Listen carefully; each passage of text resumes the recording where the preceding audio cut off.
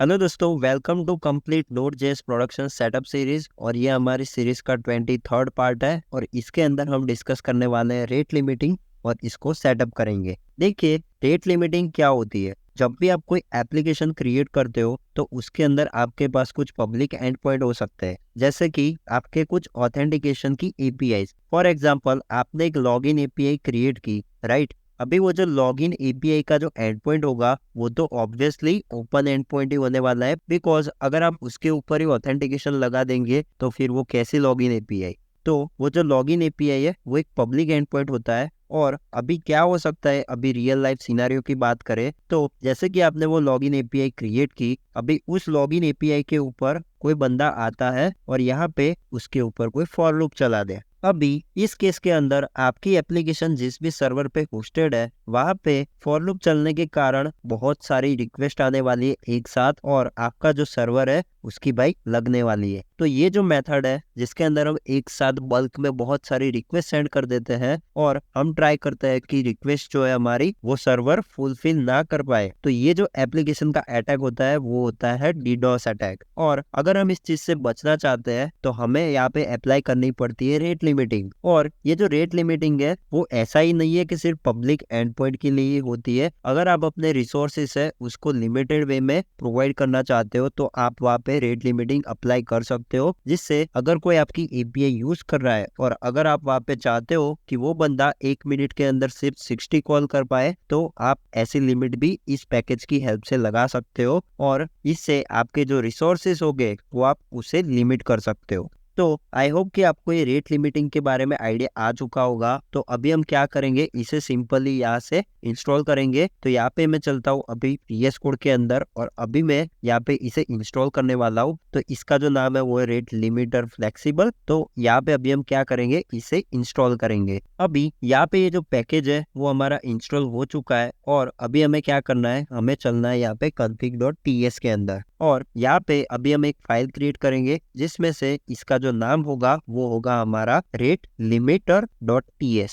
अभी यहाँ पे हमें क्या करना है, हमें यहाँ पे एक फंक्शन क्रिएट करना है। तो यहाँ पे मैं लिखता हूँ एक्सपोर्ट कॉन्स्ट और यहाँ पे जो फंक्शन है उसका हमारा नाम होगा इनिट रेट लिमिटर। अभी ये फंक्शन डिफाइन करने के बाद हमें यहाँ पे क्या करना है, हम यहाँ पे एक वेरिएबल क्रिएट करेंगे और इसका जो हम नाम रखेंगे वो होगा रेट लिमिटर मोंगो। तो यहाँ पे मैं इसे भी एक्सपोर्ट करने वाला हूँ। तो यहाँ पे लिखता हूँ एक्सपोर्ट और यहाँ पे लिखेंगे लेट एंड देन यहाँ पे लिखते हैं रेट लिमिटर मोंगो। और ये जो वेरिएबल है वो या तो नल हो सकता है या फिर ये हो सकता है रेट लिमिटर मोंगो का इंस्टेंस। तो अभी के लिए हम इसे नल रखते हैं एंड देन अभी हम क्या करेंगे, इसकी जो वैल्यू है वो नल से चेंज करने वाला है। तो यहाँ पे मैं लिखता हूँ rate limiter Mongo equal to, यहाँ पे जो रेट लिमिटर मोंगो हमने इंपोर्ट किया रेट लिमिटर फ्लेक्सिबल से, उसका एक इंस्टेंस क्रिएट करेंगे और इसे यहाँ पे स्टोर करेंगे। अभी इसके अंदर हमें कुछ ऑप्शंस प्रोवाइड करने होते हैं। तो पहला जो ऑप्शन है वो है स्टोर क्लाइंट, यानी कि ये जो रेट लिमिटिंग की जो सारी इंफॉर्मेशन है कि कौन से आईपी एड्रेस पे ये रेट लिमिटिंग अप्लाई हुई है उसे हमें कहीं पे स्टोर करना होगा। तो हमारे एप्लीकेशन के अंदर हम यहाँ पे MongoDB यूज कर रहे हैं, तो यहाँ पे हमें MongoDB का कनेक्शन पास करना होगा। तो उसके लिए मैं क्या करूंगा, यहाँ पे ये जो इनिट रेट लिमिटर है उसके अंदर हम एक पैरामीटर रिसीव करने वाला है। तो यहाँ पे मैं लिखता हूँ mongoose कनेक्शन और ये जो कनेक्शन होगा वो बेसिकली कनेक्शन टाइप का होगा जो कि हमें मिलेगा mongoose से। अभी इसको हम यहाँ पे पास कर देंगे mongoose कनेक्शन। फिर यहाँ पे हमें पॉइंट्स पास करने हैं। अब ये पॉइंट्स क्या है, सो पॉइंट्स है बेसिकली नंबर ऑफ रिक्वेस्ट। तो यहाँ पे मैं चाहता हूँ कि ये जो नंबर ऑफ रिक्वेस्ट है वो 10 अलाउड हो। तो यहाँ पे अभी हम डिफाइन करेंगे इसके सेकंड्स। तो उसके लिए आपको यहाँ पे एक ऑप्शन पास करना है जो कि ड्यूरेशन, और यहाँ पे अभी आप पास करेंगे 60। तो इसे भी हम डायनेमिक बना सकते हैं या फिर इसको वेरिएबल में डिफाइन कर सकते हैं। तो यहाँ पे मैं लिखता हूँ कॉन्स्ट ड्यूरेशन इक्वल टू 60 और यहाँ पे हमारे ये जो पॉइंट्स हो गए उसे भी हम यहाँ पे लिखेंगे कॉन्स्ट पॉइंट्स इक्वल टू 10। और अभी सिंपली यहाँ पे इसे हम पास कर देंगे। तो यहाँ पे मैं लिखता हूँ पॉइंट्स और यहाँ पे लिखते हैं ड्यूरेशन। तो हमारा ये जो फाइल था उसका काम यहाँ पे पूरा हो चुका है और अभी हमें क्या करना है, अभी हमें चलना है server.ts के अंदर और यहाँ पे हमारा ये जो डेटाबेस कनेक्शन है इसके एग्जैक्टली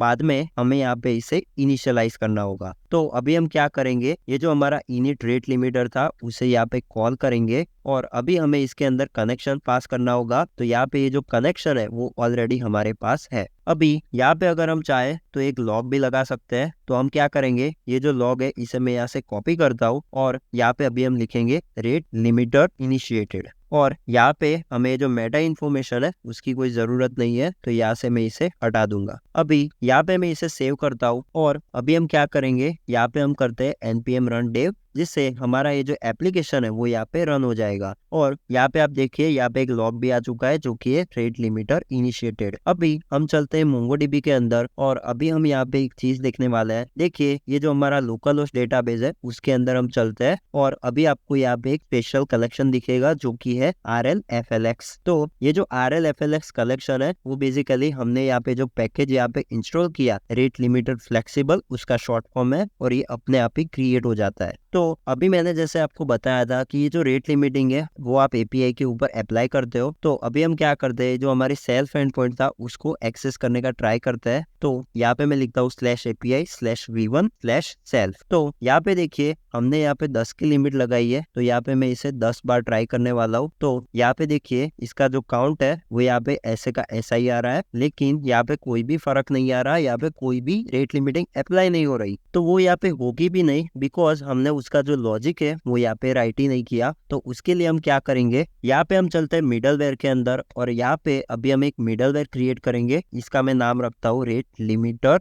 या फिर इसका नाम चेंज करके हम लिखते हैं रेट लिमिट .ts। और ये जो हमारा है रेट लिमिटर उसको हमने केसिंग रॉन्ग वे में दे दी है, तो इसको भी हम चेंज कर देते हैं। तो यहाँ पे लिख देते हैं रेट लिमिटर .ts और इसको यस कर देते हैं, जिससे यहाँ पे ये चेंज हो जाएगा। अभी ये हमारा जो रेट लिमिट .ts है ये मिडलवेयर हमें यहाँ पे क्रिएट करना होगा। तो यहाँ पे मैं लिखता हूँ एक्सपोर्ट डिफॉल्ट और यहाँ पे ये जो फंक्शन है तो इसको हम यहाँ पे क्रिएट करेंगे। तो यहाँ पे ये जो मिडलवेयर है यहाँ पे हमारा जो पहला पैरामीटर होगा वो होगा रिक्वेस्ट, देन हमारा जो सेकंड पैरामीटर है वो होने वाला है रिस्पॉन्स, जो कि हमें एक्सप्रेस से मिलेगा और इसे भी हमें इंपोर्ट करना होगा। एंड देन हमारा जो नेक्स्ट पैरामीटर होगा वो भी हम यहाँ पे इंपोर्ट करेंगे। तो यहाँ पे आएगा नेक्स्ट फंक्शन। अभी यहाँ पे हम एक कंडीशन लगाएंगे इफ कॉन्फ़िग, यानी कि हमारा जो कॉन्फ़िगरेशन है उसे इंपोर्ट करेंगे और उसके अंदर एनवायरनमेंट चेक करेंगे कि अगर ये एनवायरनमेंट डेवलपमेंट है तो फिर हम यहाँ पे रेट लिमिटिंग अप्लाई नहीं करेंगे, बिकॉज अगर हम डेवलपमेंट टाइम के अंदर ये रेट लिमिटिंग अप्लाई करेंगे तो हम यहाँ पे हो सकता है कि बार बार ब्लॉक हो जाए। तो इसके लिए हम यहाँ पे इसे अवॉइड करेंगे, लेकिन डेमो के लिए मैं आपको दिखाऊंगा एक्चुअली में कैसे काम करता है। तो यहाँ पे मैं लिखता हूँ रिटर्न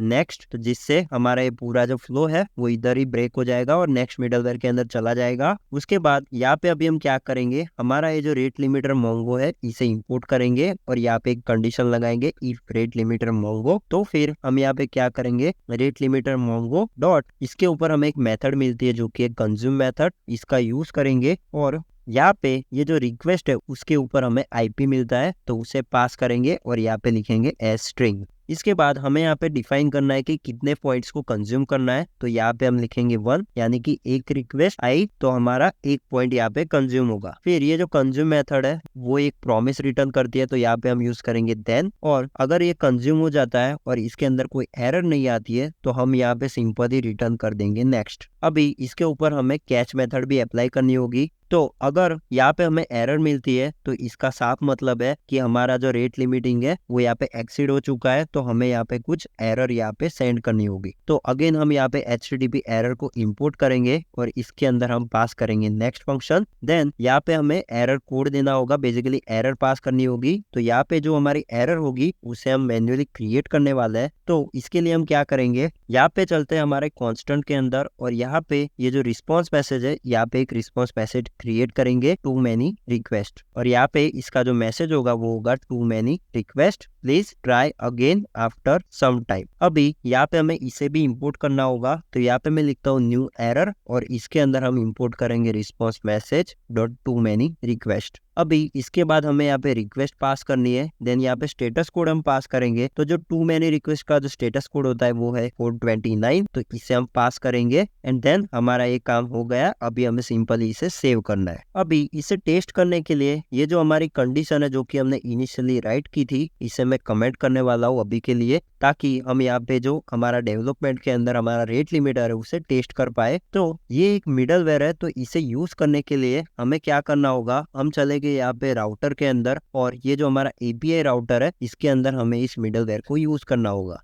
तो यहाँ पे आप क्या कर सकते हैं, आप यहाँ पे सिंपली लिख सकते हैं router.use और यहाँ पे अभी आपका ये जो रेट लिमिट नाम का जो मिडलवेयर है इसे इंपोर्ट कर सकते हैं। लेकिन जब आप ऐसे route.use लिखेंगे, router.use लिखेंगे, तो ये जो रेट लिमिटर है वो सारे एंड पॉइंट के ऊपर अप्लाई हो जाएगा। लेकिन ये अभी आपको अपने एप्लीकेशन के हिसाब से डिसाइड करना है कि आपको इसे किस तरह से अप्लाई करना है। हो सकता है कि आप ये जो रेट लिमिटर है उसे सिर्फ इस सेल्फ एंड पॉइंट के ऊपर ही लगाना चाहते हो, तो आप इस तरह से भी इसे अप्लाई कर सकते हो। तो अभी हम क्या करेंगे, अभी हम चलते हैं ब्राउजर के अंदर और ये जो एपीआई रिक्वेस्ट है वो मैं वापस से करने वाला हूँ। तो यहाँ पे मैं इसे रिफ्रेश करता हूँ, तो आप देखिए यहाँ पे ये जो हमारा 429 स्टेटस कोड है वो यहाँ पे दिखा चुका है। और अभी अगर हम चलेंगे हमारे डेटाबेस के अंदर, तो आप देखना यहाँ पे एक एंट्री आई होगी और उसके अंदर हमारा ये यहाँ पे आईपी आ रहा है और यहाँ पे ये जो पॉइंट है वो अभी 17 हो चुके हैं। लेकिन अगर मैं इसे अभी मैन्युअली एडिट करके 9 करता हूँ, तो आप देखना अभी ये जो हमारी रेट लिमिट है वो यहाँ पे हट जाएगी और अभी हमें एक रिक्वेस्ट अलाउ करेगी। आप देखिए एक रिक्वेस्ट अलाउ हुई, अभी हमारे पॉइंट हो चुके होंगे 10 और अभी अगर मैं नेक्स्ट रिक्वेस्ट करूंगा तो ये हमें एरर देगा। तो आप देखिए अगेन से हमारे रेट लिमिटिंग यहाँ पे अप्लाई हो चुकी है। तो अभी फर्दर जो सारे कॉल्स हो गए वो उसे मैं नहीं कर सकता और इस चीज से आप यहाँ पे जो डीडोस जैसे अटैक है उनसे बच सकते हो। तो ये जो रेट लिमिट है वो वापस से रीसेट होगी। तो वो रीसेट कब होगी, देखिए जब भी आपका ये जो ड्यूरेशन है जो कि ये 60 सेकंड का यानी कि 1 मिनट यहाँ पे हो जाएगी, उसके बाद ये तुरंत ही यहाँ से रेट लिमिट हट जाएगी अपने आप ही। और ये जो डेटाबेस है उसके अंदर एक बेसिकली टीटीएल इंडेक्स इन्होंने बनाई हुई है। तो अगर आप देखेंगे यहाँ पे तो ये है टीटीएल इंडेक्स। तो इसकी हेल्प से यहाँ पे जो डॉक्यूमेंट है वो अपने आप ही डिलीट हो जाएगा, जिससे ये जो हमारी रेट लिमिट है वो अपने आप ही हट जाएगी। तो बस इस वीडियो के अंदर इतना ही था। और अभी हम क्या करेंगे, ये जो हमारा रेट लिमिट अभी हमने यहाँ पे अप्लाई किया उसके अंदर ये जो कोड था उससे हम यहाँ पे एज इट इज यहाँ से राइट कर देंगे। तो अभी मैं इससे पहले ये जो हमारा सेल्फ के ऊपर जो मैंने रेट लिमिट अप्लाई की उसे भी यहाँ से हटा देता हूँ, बिकॉज हमें इसकी नीड नहीं है। बट मैंने आपको यहाँ पे दिखा दिया कि कैसे इसको इम्प्लीमेंट करते हैं। तो अभी हम इसे कमिट करते हैं। तो यहाँ पे मैं करता हूँ git add dot git commit -am fit rate limit setup और अभी हम इसे पुश कर देते हैं। तो यहाँ पे मैं लिखता हूँ git push origin master। तो अभी हमारा सारा कोड यहाँ पे रेपोजिटरी के अंदर अपडेट हो चुका है और अभी नेक्स्ट वीडियो के अंदर हम डिस्कस करने वाले हैं बहुत ही इंपॉर्टेंट टॉपिक जो कि है डिपेंडेंसी अपडेट्स के बारे में। तो अभी मैं मिलता हूँ आपको नेक्स्ट वीडियो के अंदर। Till than happy coding.